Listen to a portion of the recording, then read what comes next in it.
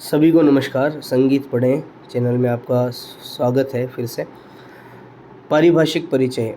आज के इस अध्याय में हम परिभाषाओं का जो अध्याय हमारा चल रहा है उसमें हम पारिभाषिक शब्दावली एवं मूल सिद्धांत, जो कि आरपीएससी फर्स्ट ग्रेड जो पेपर होता है स्कूल एजुकेशन स्कूल लेक्चरर का, उसका उच्च माध्यमिक स्तर का एक टॉपिक है जिसको हम लेंगे। इस टॉपिक में हम आज 4 चीज़ों पर चर्चा करेंगे: नाद, श्रुति, स्वर और सप्तक। श्रुति को इंग्लिश में कहते हैं माइक्रोटोन, स्वर को हम कहेंगे म्यूजिकल नोट, सप्तक को कहेंगे ऑक्टेव, और नाद एक तरह से वॉइस या ध्वनि, साउंड जिसको हम कह सकते हैं। तो हम सबसे पहले नाद से प्रारंभ करते हैं। देखिए, नाद का शाब्दिक अर्थ है ध्वनि, साउंड। भारतीय संगीत शास्त्र में नाद का आशय उस ध्वनि से है जो सुनने योग्य हो, अर्थात जिसमें नियमित वाइब्रेशंस हो, वह ध्वनि नाद कहलाती है। ऐसी ध्वनि जिसमें वाइब्रेशंस कंटिन्यू हो, वह ध्वनि नाद कहलाती है। और नाद को संगीत का मूल आधार माना गया है। नाद 2 प्रकार का होता है: आहत नाद और अनाहत नाद। आहत नाद जिसे किसी वस्तु के टकराने से उत्पन्न किया जाता है, जैसे हमारी आवाज़। अब आवाज़ किससे टकराए, तो इसके संदर्भ में एक श्लोक है बहुत अच्छा संगीत रत्नाकर का कि नकारम प्राणनामानम दकार मनलम विदुः जातः प्राणाग्नि संयोग का तेन नादो भी धीयते। जिसका अर्थ यह है कि नकार यानी कि प्राणवायु, नकारम प्राणनामानम, और दकार मनलम विदुः यानी दकार यानी अग्निवाचक जो शब्द है। तो प्राणवायु और अग्नि के संयोग से, उनके घर्षण से जो ध्वनि उत्पन्न होती है वह नाद कहलाती है। अनाहत नाद एक आध्यात्मिक ध्वनि है जो जिसे योगी और ऋषि ये प्रयोग में लेकर आते हैं, और वह जब इसकी साधना करते हैं अनाहत नाद की, तो वह इसमें परिपूर्ण होकर के नाद ब्रह्म को पाते हैं। ठीक है। तो अनाहत नाद को वैसे हम अगर कनिष्ठा उंगली को से कान बंद करके एकांत स्थान पर बैठ करके अगर हम सुने तो अपने अंदर एक विशिष्ट कंपन चलता रहता है, हर व्यक्ति के अंदर चलता है। वह ही अनाहत नाद है। कबीरदास जी ने अनाहत नाद के संदर्भ में कहा, आदि नाद अनहत भयो ताते उपजियो ब्रह्म। तो यह अनाहत नाद की परिभाषा है। तो नाद 2 प्रकार के हो गए, अनाहत नाद और आहत नाद। अनाहत नाद जो है वह स्वयंभू ध्वनि है जो कि नाभि में, हमारे नाभि मूल चक्र में चलती रहती है। आहत नाद जो वह ध्वनि जो किसी घर्षण द्वारा उत्पन्न हो, वह आहत नाद है। आहत नाद के अंतर्गत केवल मधुर ध्वनियाँ ही आती है ना, ऐसा नहीं है। दोनों ही ध्वनियाँ आहत नाद में आएगी, जो कि ध्वनि होनी चाहिए।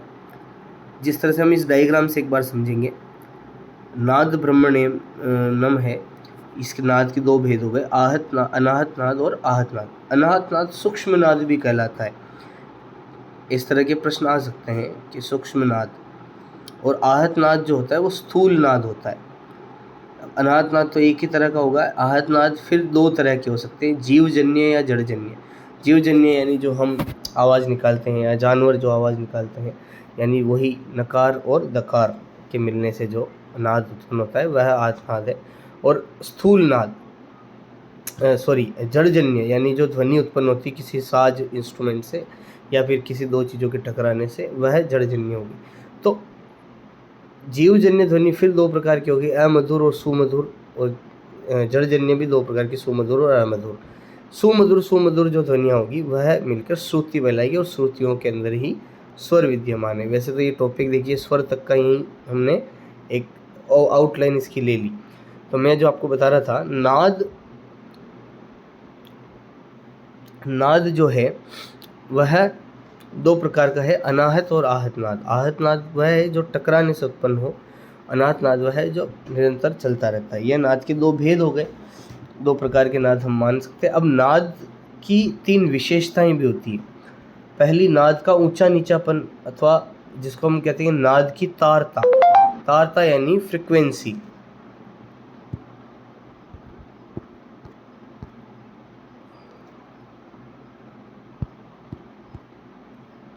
नाद की फ्रीक्वेंसी। अब हम देखेंगे फ्रीक्वेंसी यानी प्रति सेकंड होने वाली आंदोलन संख्या। जैसे हम सा पर जो आंदोलन करेंगे वो 240 का आंदोलन होता है। सा पर हम आंदोलन करते गए, आंदोलन करते करते जब हम आंदोलन बढ़ाते जाएंगे तो रे पर कम शम ग म प ध नि इस तरह से स्वरों पर पहुंचते जाएंगे। तो जब फ्रीक्वेंसी बढ़ेगी तो उसको कहेंगे हम तारता, नाद की तारता। और जब उसकी आवाज़ बढ़ेगी, वॉल्यूम बढ़ेगा, उसको हम कहेंगे नाद की तीव्रता, जो कि नाद का ऊंचापन और नीचापन छोटापन और बड़ापन दर्शाती है। और नाद की जाति और गुण क्या है, अगर हम ये प्रश्न पूछा जाए तो नाद की जाति और गुण यह है कि जो ध्वनि, नाद की एक ऐसी विशेषता है जिसका हमें विशेषता द्वारा ही हमें बोध हो जाता है कि यह ध्वनि किसकी है। जैसे किसी परिचित सिंगर की आवाज़ हो गई, या हम कोई इंस्ट्रूमेंट सुनते हैं फ्लूट, अब उसमें भी सा पर वही तीव्रता है, वही तारता है, वही तीव्रता है, लेकिन उसकी आवाज़ को हम अलग से पहचान लेते हैं कि ये फ्लूट है, ये सितार है, ये शहनाई है। तो यह नाद का गुण यही है, यही नाद का गुण कहलाता है या उसकी जाति कहलाती है। अब हम आगे अगर इसको पढ़ेंगे तो देखते हैं नाद को संगीत का मूल आधार माना है। पंडित शारंग देव जी ने संगीत रत्नाकार में, नाट्य शास्त्र में भरत मुनि जी ने भी नाद को संगीत का आधार माना है। नाद ब्रह्म की अवधारणा वेदों से ही चली आ रही है, जिसमें संपूर्ण ब्रह्मांड को ध्वनि के रूप में देखा गया है। व्यवहारिक प्रयोग अगर हम इसका देखें तो तानपुरे पर स्थिर नाद जो सा आधारित होता है वह स्थिर नाद संगीत की ध्वनि साधना का आधार होता है, तानपुरा। गायन वादन और रागदारी में भी नाद की शुद्धता और सौंदर्यता की साधना बहुत अत्यंत आवश्यक है। प्रत्येक राग या बंदिश का सही भाव केवल नाद की गुणवत्ता पर ही निर्भर करता है। ये कितनी अच्छी बात देखिए इसमें लिखी है कि केवल गाने में केवल आप अपना ग्रामेटिकल ही जो सेंस है वो ही ना लगाएं, गाने के साथ साथ आपका जो है क्या कहते हैं मधुरता, सौंदर्य नाद का बहुत अच्छा होना चाहिए। देखिए नाद के संदर्भ में हम दो श्लोक यहाँ पढ़ेंगे। नादः समय मानीय स्वरो जातो ह्युनुक्रमात्। संगीत रत्नाकार का यह श्लोक है कि नाद के उचित संयोजन से स्वर उत्पन्न होता है। देखिए नाद से ही स्वर की उत्पत्ति होती है, लेकिन हर स्वर नाद है, लेकिन हर नाद स्वर नहीं है। अनाहतम तु यद्वाच्यम यद भवेत प्रत्ययोत्थितम तन्नादो नाद शास्त्रज्ञे प्राहुरे कांततो बुधा। संगीत रत्नाकर का एक और श्लोक है। जो ध्वनि अंतरात्मा में स्वतः उत्पन्न होती है उसे हम अनाहत नाद कहते हैं। देखिए यहाँ अनाहत नाद की कितनी अच्छी परिभाषा संगीत रत्नाकर में दी है। चलिए तो नाद के क्रम में एक बार हम फिर से ओवरव्यू करेंगे। नाद वह है जो दो चीज़ों के घर्षण से उत्पन्न होता है। नाद जिसको हम मूलतः कहेंगे अंग्रेजी में साउंड, हिंदी में ध्वनि, है ना, और जनरल टॉकिंग में हम उसे आवाज़ कह सकते हैं। तो ध्वनि जो है दो चीज़ों के परस्पर घर्षण से जो आघात से जो ध्वनि उत्पन्न होती है और जो कानों को सुनाई देती है। अब वो ध्वनि भी देखो दो प्रकार की हो सकती है, एक तो अमधुर, एक सुमधुर। अमधुर यानी कि शोर, कोलाहल, है ना, तो वह अमधुर ध्वनि। और मधुर ध्वनि, जो मधुर ध्वनि कौन सी होगी? अभी ये अगर प्रश्न आपसे कोई पूछ ले मधुर और कर्णप्रिय ध्वनि होगी कौन सी, तो वह ध्वनि जिसकी आंदोलन संख्या बराबर नियमित हो और कानों को सुनने में बहुत अच्छी लगे। अब जैसे यही ध्वनि मधुर ध्वनि कहलाएगी। ठीक है, तो इस तरह से हम नाद का टॉपिक हमने यहाँ डिस्कस किया। आगे चलते हैं हम श्रुति। श्रुति बहुत ही रोचक टॉपिक है और पढ़ने में मज़ा भी बहुत आता है श्रुति को।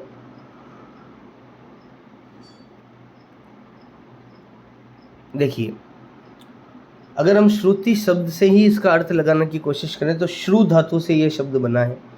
श्रु का अर्थ होता है श्रवण करना, सुनना। श्रुति शब्द संस्कृत के श्रु धातु से बना हुआ शब्द है। तो वह मधुर ध्वनि जो गीत में प्रयोग की जा सके और एक दूसरे से अलग तथा स्पष्ट पहचानी जा सके, वह श्रुति कहलाएगी। जैसे हम मान लीजिए एक एग्जाम्पल लेते हैं, हम किसी एक आवाज़ का कंपन हम मान लिए 100 है, अब उसी का कंपन हम 101 कर दिए, तो साइंटिफिकली तो वो दोनों अलग अलग ध्वनियाँ हैं, लेकिन हमारे विशेष अच्छे से अच्छे संगीतज्ञ भी उस एक आंदोलन संख्या का के अंदर उसके कान भी उसको पहचान नहीं पाएंगे। तो वह जो अंतराल है वो पहचाना नहीं जा सकता, इसका मतलब वो श्रुति नहीं, वो नाद ही रहा। लेकिन जब उस आंदोलन संख्या को हम 101, 102, 105, 110, 120 तक ऐसे बढ़ाते जाएंगे, और एक अवस्था ऐसी आएगी जब वो दोनों ही नाद अलग अलग पहचाने जा सकेंगे, तो वह श्रुति कहलाएगी।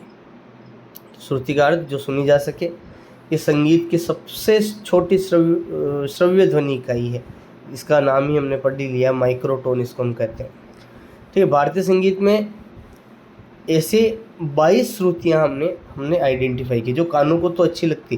पहले नाद जो कानों को अच्छे लगे वो नाद, अब उन नाद में भी भेद किए गए कि कौन कौन से नाद जो है कान को अच्छे लगते हैं और बहुत अच्छे से पहचाने जा सकते हैं, कान उनको अलग अलग आइडेंटिफाई कर सकता है।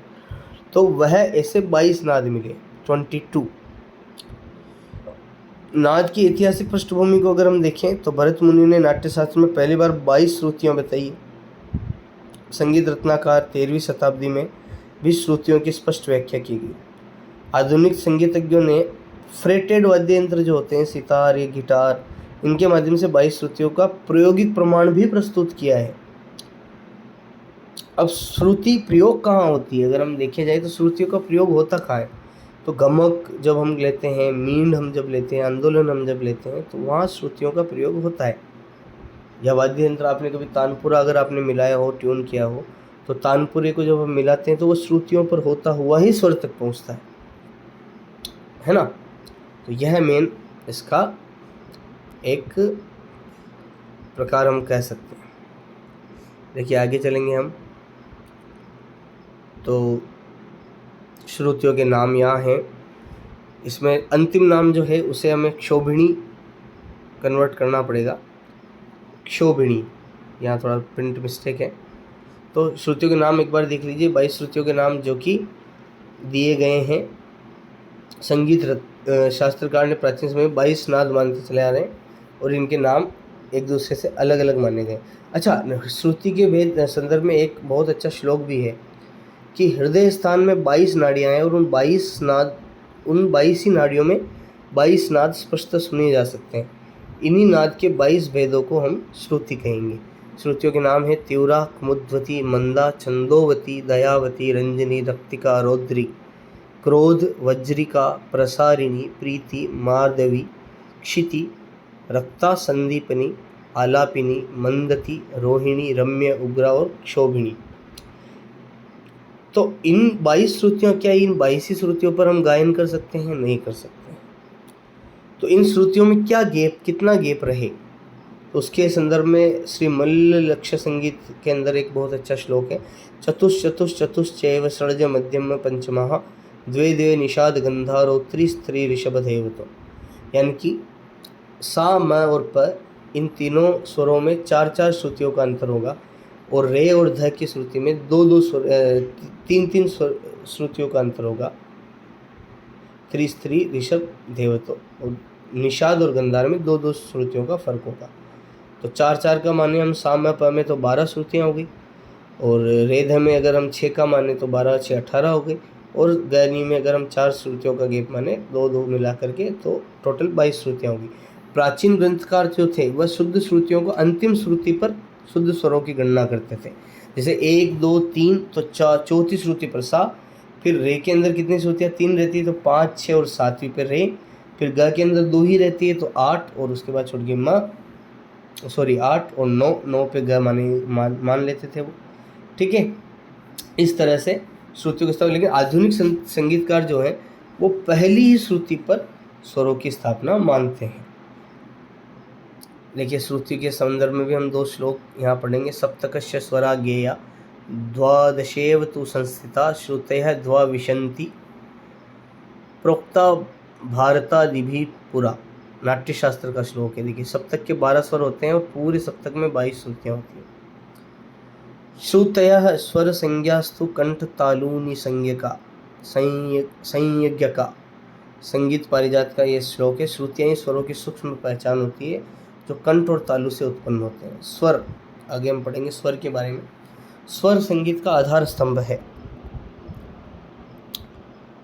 स्वर यानी वह ध्वनि जो सुनने में मधुर लगे। भारतीय संगीत में मुख्यतः 7 स्वर माने जाते हैं। देखिए स्वर के संदर्भ में अगर हम कहें तो स्वर स्वयं रंजक होता है, वही स्वर कहलाता है।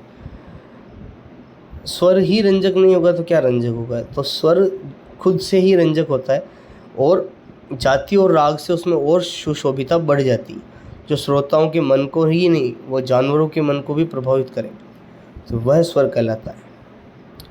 तो कर्णप्रिय ध्वनि की प्रारंभिक और सूक्ष्म अवस्था श्रुति होती और अनुरणात्मक यानी उस गुंजित अवस्था जो है वह स्वरूप स्वर का होगा। यानी कोई आवाज़ है उसकी प्रारंभिक और सूक्ष्म अवस्था तो श्रुति कहलाएगी। कोई सुर है उसकी प्रारंभिक अवस्था तो श्रुति कहलाएगी, लेकिन उसका गुंजायमान रूप जो होगा वह स्वर कहलाएगा। 7 स्वरों के नाम हम यहाँ पढ़ते हैं। सा को हम षडज कहते हैं, रे को ऋषभ, ग को गंधार, म को मध्यम, प को पंचम, ध को धैवत, नी को निषाद। इसमें से सा और प जो स्वर होते हैं वह अचल होते हैं। ये हम में से बहुत लोगों को पता ही होगा, ना पता हो तो हम फिर से बता देता हूँ। सा और प जो है उनका स्वरूप कभी बदलता नहीं, वह अचल स्वर माने जाते हैं। शेष स्वर परिवर्तनीय होते हैं, चल स्वर भी कहते हैं उनको, परिवर्तनशील स्वर भी कहते हैं, जो कि कोमल और तीव्र रूप में प्रयोग किए जाते हैं। तो कुल मिलाकर 12 स्वर हो गए। 7 शुद्ध स्वर हो गए। 5 स्वर होते हैं जिनके प्रतिरूप बदलते हैं, तो रे ग ध नि। उसमें से 4 स्वर होते हैं वो अपनी जगह से डाउन आते हैं, इसलिए उनको कोमल कहते हैं। और म जो होता है वो अपने स्थान से थोड़ा ऊंचा उठता है, इसलिए उसको तीव्र म कहते हैं। अगर हम स्वर की ऐतिहासिक पृष्ठभूमि देखें, भरत के नाट्य शास्त्र लेके सारंगदेव के संगीत रत्नाकर तक स्वर व्यवस्था को संगीत का मूल आधार माना गया। देखिए ये लाइन मैंने शुरू में ही बताई थी आपको। स्वर का संबंध भी श्रुति से है, अर्थात श्रुतियों के क्रम से स्वर की उत्पत्ति होती है। यानी प्रत्येक स्वर श्रुति है, लेकिन प्रत्येक श्रुति स्वर नहीं है। व्यवहारिक प्रयोग हम इनका देखें तो रागों की रचना इन्हीं स्वरों में होती है। प्रत्येक राग का आरोह अवरोह स्वर क्रम पर आधारित होता है। संगीत विद्यार्थी सरगम और अलंकार का अभ्यास करके स्वरों की पहचान और स्थिरता को विकसित करते हैं। तानपुरा, हारमोनियम, वाद्य यंत्र सभी स्वरों की शुद्धता के आधार पर ही ट्यून किए जाते हैं। देखिए स्वरों की और भी भेद हम बात करेंगे। तो स्वर रागों में जो स्वर प्रयोग होते हैं वो 4 प्रकार के स्वर होते हैं। वादी स्वर जो कि स्वर राजा स्वर माना जाता है, जो कि सबसे ज़्यादा प्रयोग में लाया जाता है। उसके बाद संवादी स्वर जो राजा के साथ सबसे ज़्यादा जो रहता है उसको हम क्या कहते हैं, मंत्री। तो संवादी स्वर एक तरह से मंत्री होता है उस राग का। अनुवादी स्वर जो बाकी सब प्रजा, जो उस राज्य की प्रजा होगी, यानी बाकी सब स्वर जो वो सभी अनुवादी स्वर होते हैं। और विवादी स्वर दुश्मन, पर दुश्मन कभी कभी दोस्ती भी करने आता है। तो विवादी स्वर कभी हम प्रयोग करें सौंदर्य बढ़ाने के लिए तो वह राग में प्रयोग नहीं, वह उपशास्त्रीय संगीत में हम कर सकते हैं। उन स्वरों को हम विवादी कहेंगे। तो एक तरह से देखा जाए तो इसको एक राज्य की तरह हम लें तो राजा जो होगा वह वादी स्वर होगा। वादी स्वर के साथ सबसे ज़्यादा रहने वाला स्वर संवादी स्वर, उसको हम मंत्री कहेंगे। प्रजा जो रहेगी वो अनुवादी स्वर रहेगी और विवादी स्वर जो है दुश्मन रहेगा। ठीक है। षडजम ऋषभ मेवांते गंधारम मध्यमम तथा पंचमम च धैवत च निषादम सप्तमम विदुः। नाट्यशास्त्र में दिखा है। 7 स्वरों के नाम हैं जो कि मैंने आपको पहले ही बताए थे। षडज, ऋषभ, गंधार, मध्यम, पंचम, धैवत, निषाद। अच्छा, स्वरास्ते द्वादशा गेया वर्णास्ते अपि तु केवलः। संगीत रत्नाकर का फिर से एक और श्लोक। स्वरों की कुल संख्या 12 मानी गई है, 7 शुद्ध और 5 विकृत, तो हमने बताया था आपको। अब हम पढ़ेंगे सप्तक। देखिए सप्तक का अर्थ है 7। सप्तक का अर्थ है 7 स्वरों का क्रम, 7 से नी तक। संगीत के जो स्वर होते हैं जो हम सामान्यतः जो हम आवाज़ जो हमारी जहाँ होगी वह मध्य स्वर में होगी। उससे अगर हम आवाज़ को नीचे ले जाएंगे तो अब हमें हृदय पर जोर देकर के ले जाना पड़ेगा। वह नीचे ले जाते समय उस आवाज़ को हम मंद्र सप्तक में आवाज़ को ले जाना कहेंगे, निचला सप्तक। मध्य में हमारी सामान्य आवाज़ रहेगी, मुख्य क्षेत्र भी होता है। और तालु से जब हम आवाज़ लगाते हैं तो तार सप्तक में हमारी आवाज़ जाती है। इसके अतिरिक्त अगर हम एक तरह से देखना चाहें तो मध्य सप्तक का आधा जो आधी आंदोलन संख्या होगी, मध्य सप्तक की आधी आंदोलन संख्या मंद्र सप्तक में होगी, और मध्य सप्तक की दुगनी आंदोलन संख्या जो होगी वो होगी तार सप्तक में। इन्हें निचरिस्का सप्तक, गायन का मुख्य शब्द उच्च सप्तक के नाम से भी जाना जाता है। इसके अतिरिक्त अति मंद्र, बहुत नीचा और अति तार सप्तक भी होते हैं, जो कि प्रगाढ़ गायक इनको प्रयोग में भी ले आते हैं कई बार मंचों पर। अजय चक्रवर्ती जी को देखा है मैंने प्रयोग करते हुए, बहुत अच्छे गाते हैं वो। ऐतिहासिक पृष्ठभूमि अगर हम सप्तक की देखें तो सप्तक की अवधारणा वैदिक युगों से है। नाट्यशास्त्र संगीत रत्नाकर में 3 सप्तकों की व्याख्या मिलती है।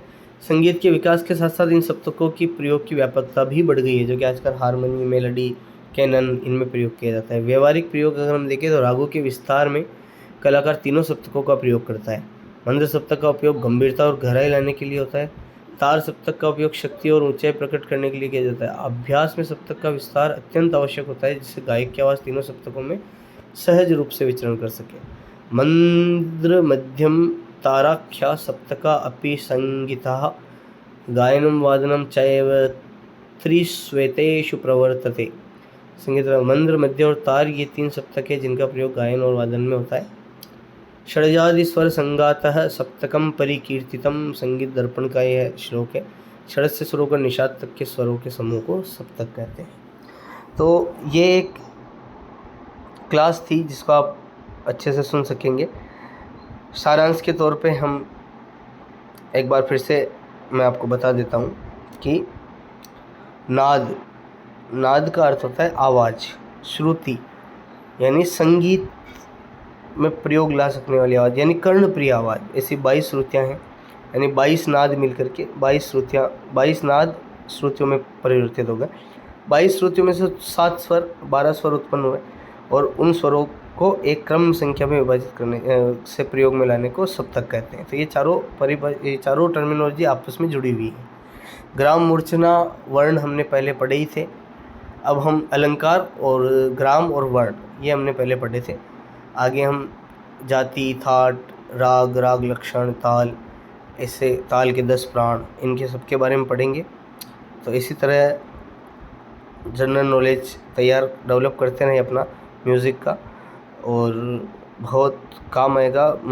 आई होप आपको अच्छा लगता है मेरी वीडियोस से पढ़िए। क्वेश्चन और आंसर के लिए आप टेलीग्राम चैनल भी ज्वाइन कर सकते हैं, जिसमें हम वीकली क्वेश्चंस पुटअप करते हैं, और वहाँ आप टेस्ट भी दे सकते हैं। ठीक है, तो ये पारिभाषिक शब्दावलियाँ चल रही है। हमें अभी बहुत आगे तक जाना है, पूरा सिलेबस हम कवर करेंगे इस तरह से। धन्यवाद। जय हिंद, जय भारत।